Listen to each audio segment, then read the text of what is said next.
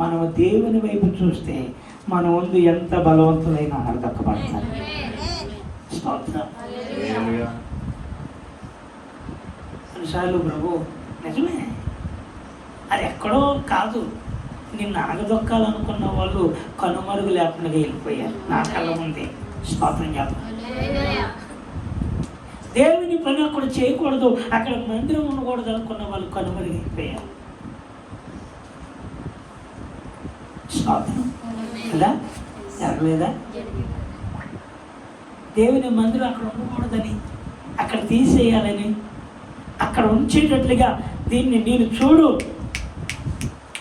నా పలుకుబడి ఉపయోగించి, నా తెలివిని ఉపయోగించి, నా హోదాను ఉపయోగించి ఇక్కడ మందిరం లేకుండా తీయించకపోతే అన్నట్టుగా వేషాల మీద చేతులేసి, ఏమండి నేను ఇక్కడ నా మాట అంటే ఎవరైనా సరే నా మాటకు అందరూ కూడా ఒకే చెప్తారు అనుకున్నట్లుగా ఎర్రవేగిన వారిని దేవుడు సమూలముగా ఆ ఇల్లే మాది కాకుండా దేవుడు చేసేశారు.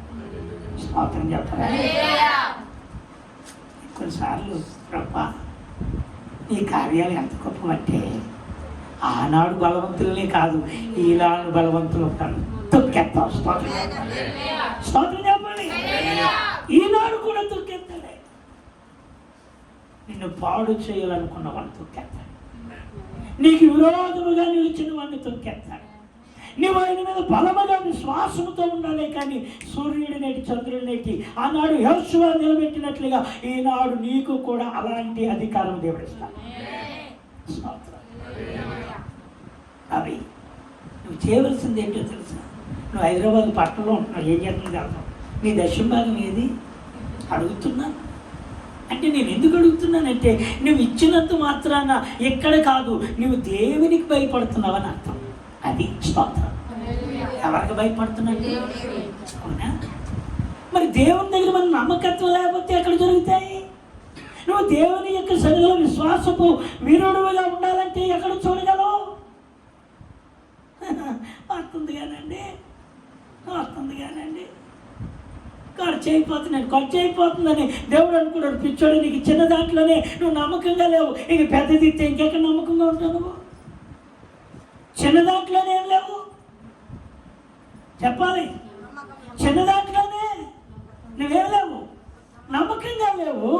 ఈ చిన్న దాంట్లోనే, ఈ కొంచెములోనే నిలబడలేకపోతున్నావు. ఈ కొంచెములోనే నువ్వు నన్ను ప్రేమించడానికి వెనక ఆడుతున్నావు. ఇక నేను పెద్దది ఇంకేందిరా? నీకు దేవునికి ఆ కమిట్మెంటు నీ కష్టార్జితంలో దేవునికి ఇవ్వాల్సింది, ఆ భాగం తీయాలి. స్తోత్రం.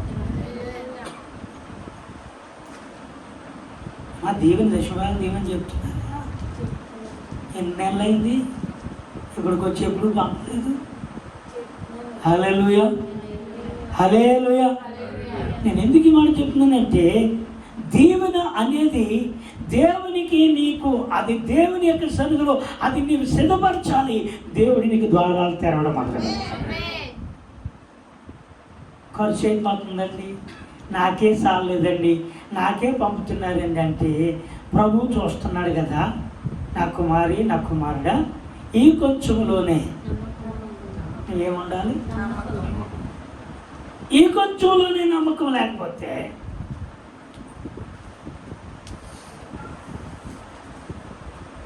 స్తోత్రం.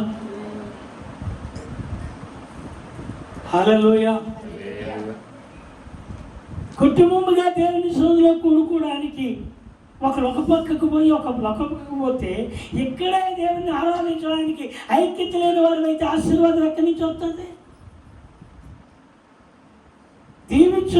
దీవించునైనని ఏమండి ఫంక్షన్కి వెళ్తే అందరూ వెళ్తారా, ఒక్కలే వెళ్తారా?